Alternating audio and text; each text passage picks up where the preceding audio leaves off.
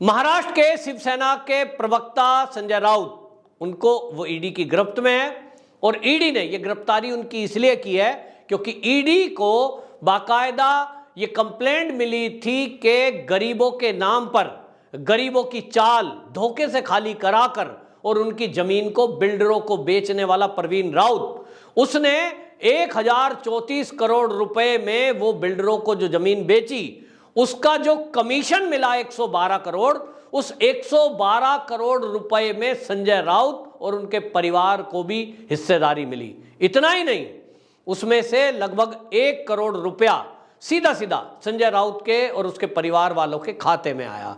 इसके अलावा उन्होंने कहा कि 47 लाख रुपए ये सीधे संजय राउत के खाते में आए, जो कि एक बहुत बड़ा सबूत है और इसी के बेस पर, इसी के आधार पर कोर्ट ने संजय राउत को ईडी की कस्टडी दी है। इसी तरह आपको बताएं, ये भी सबूत ईडी के पास हैं कि ये जो प्रवीण राउत है, इसकी जो कंपनी है, वो संजय राउत को ये सारा मामला मैनेज करने के लिए, इस मामले पर शांत रहने के लिए 2 लाख रुपए हर महीने ये कमीशन का देती थी। आखिरकार ये इस तरह का काम संजय राउत ने किया और इसके अलावा ये भी बताया गया कि संजय राउत के परिवार के साथ वो विदेशों की कई सारी यात्राएं की। इसको विदेश यात्राओं का जो खर्चा है वो लाखों में है और वो सारा खर्चा इस प्रवीण राउत की कंपनी ने उठाया। क्यों? क्योंकि जो गरीब है मुंबई के, उन गरीबों के हिस्से को मारने में संजय राउत की गुरु आशीष कंस्ट्रक्शन कंपनी उन गरीबों को धोखे से वो चाल उनकी खाली कराई, उनकी झोपड़ियां खाली कराई, यानी जो फ्लैट थे, और धोखे से खाली कराई ये कह करके कि हम आपको नए फ्लैट बनाकर देंगे। लेकिन एक भी फ्लैट आज 2008 से लेकर 2022 आ गया, एक भी फ्लैट दिया नहीं गया।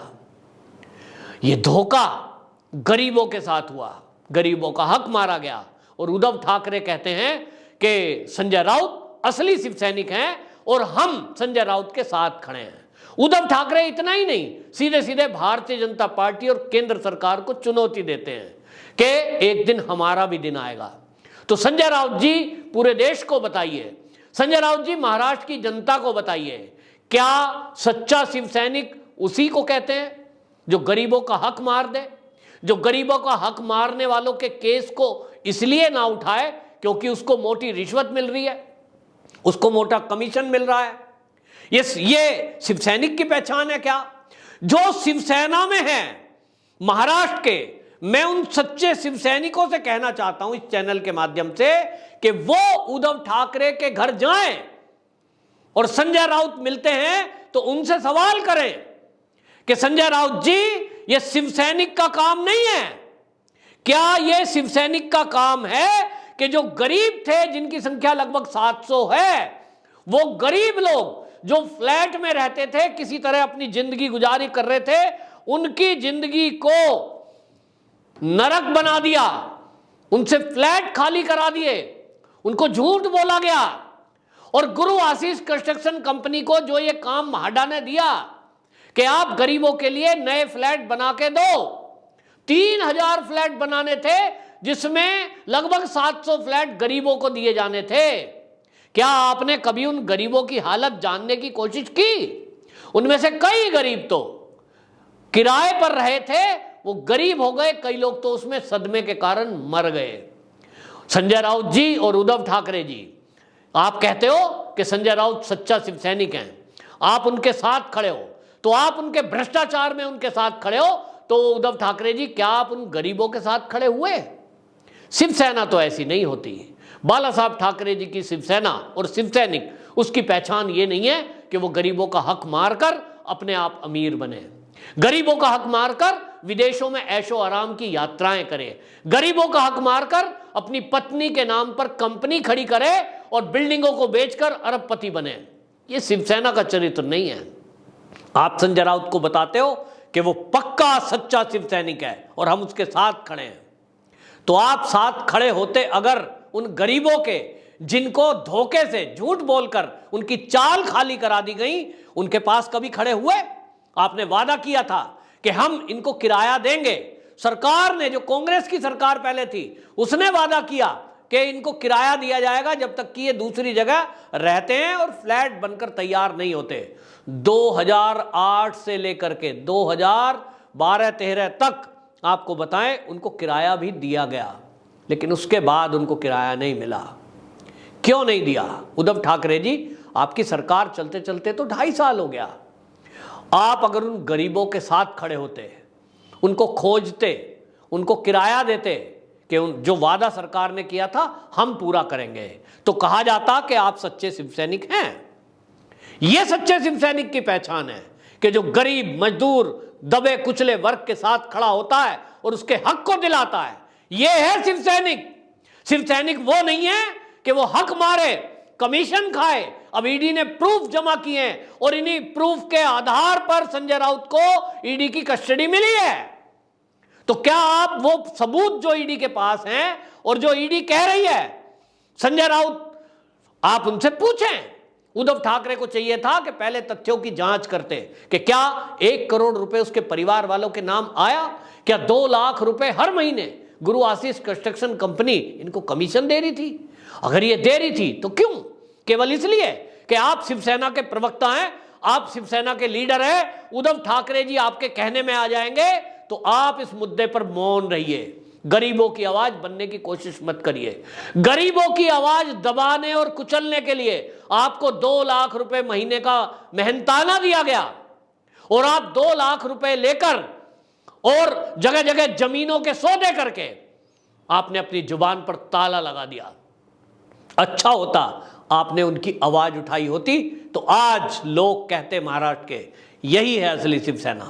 आप जनता में जाइए, मैं देखता हूं, मैं पूछता हूं महाराष्ट्र के लोगों से, मेरी फोन पे बात होती है, कहते हैं कि शिवसेना ने 2.5 साल पहले जो अपना थोड़ा बहुत आधार था, ये 2.5 साल के अंदर पूरा आधार खो दिया। और उद्धव ठाकरे जी जिस तरह से संजय राउत के भ्रष्टाचार में उनका साथ दे रहे हैं, खुलकर उनके साथ खड़े हो रहे हैं, लोग कह रहे हैं महाराष्ट्र के कि क्या ये जो पैसा 2 लाख रुपए हर महीने संजय राउत को रिश्वत दी गई चुप रहने की कि इस गरीबों के मुद्दे को ना उठाए, पत्राचाल में रहने वाले लोगों की आवाज को ना उठाए, तो लोग कह रहे हैं क्या उद्धव ठाकरे को भी इसी तरह कुछ पैसा मिला है? क्या उद्धव ठाकरे को भी गुरु आशीष कंस्ट्रक्शन कंपनी ने जो 112 करोड़ रुपए कमीशन मिला उसमें से उद्धव ठाकरे को भी पैसे दिए?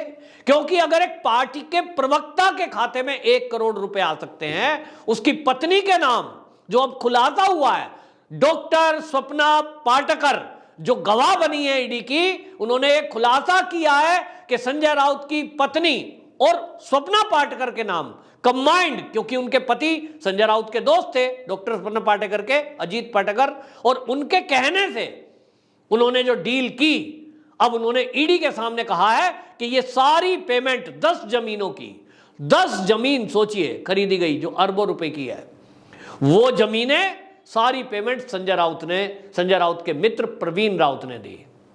क्यों दी? फ्री में पैसा बट रहा है? नहीं, वो रिश्वत थी कि ताकि आप गरीबों की आवाज ना उठाएं, ताकि आप भ्रष्टाचार के खिलाफ ना बोलें, ताकि आप महाराष्ट्र की जनता के पैसे की जो लूट गुरु आशीष कंस्ट्रक्शन कंपनी और बाकी लोग जो मिलकर के बिल्डर कर रहे हैं, इस पर आप मौन रहें। मौन रहने का मेहनताना मिला है। क्या ये उद्धव ठाकरे को भी मिला है? इसीलिए उद्धव ठाकरे संजय राउत की भाषा बोल रहे हैं? क्या वो ईडी के विरुद्ध इसलिए खड़े हैं? क्या वो आज बीजेपी के विरुद्ध इसीलिए हुए हैं क्योंकि उनको लग रहा था कि बीजेपी आएगी तो मुद्दे खुलेंगे और इसलिए बीजेपी को छोड़ो, एनसीपी और कांग्रेस का साथ लो? क्या इसीलिए आपने बीजेपी के दोस्ताना माहौल को छोड़कर, 15 साल पुरानी दोस्ती को छोड़कर उनको धोखा दिया और एनसीपी और कांग्रेस के साथ मिलकर सरकार बनाई? आज महाराष्ट्र की जनता ये पूछ रही है, क्या इसलिए सरकार बनाई थी? आप कहते हो हम सच्चे शिव सैनिक हैं। सच्चा शिव सैनिक वो नहीं होता जो जनता को दबाता है, कुचलता है, उनके साथ धोखा करता है। सच्चा शिव सैनिक वो होता है जो जनता को, गरीबों को उनका हक दिलाता है। बाला साहब ठाकरे जी ने शिवसेना की स्थापना इसीलिए की थी कि जो मजदूर है, जो गरीब है, जो दबे कुचले वर्ग हैं, उनकी बात। और आप बात करते हो मराठा की कि मराठाओं के बारे में ऐसा बोल दिया, वैसा बोल दिया, हम मराठा। चलिए मानते हैं यूपी और बिहार के लोग बाहर के हैं, आप उनके बारे में कुछ नहीं बोलते, ना उनको अपना बोलते हो, लेकिन यह मराठाओं के साथ किया गया धोखा है साहब। पत्राचाल में कोई यूपी और बिहार के लोग नहीं रहते थे, सारे वो लोग थे जो मूल निवासी हैं महाराष्ट्र के।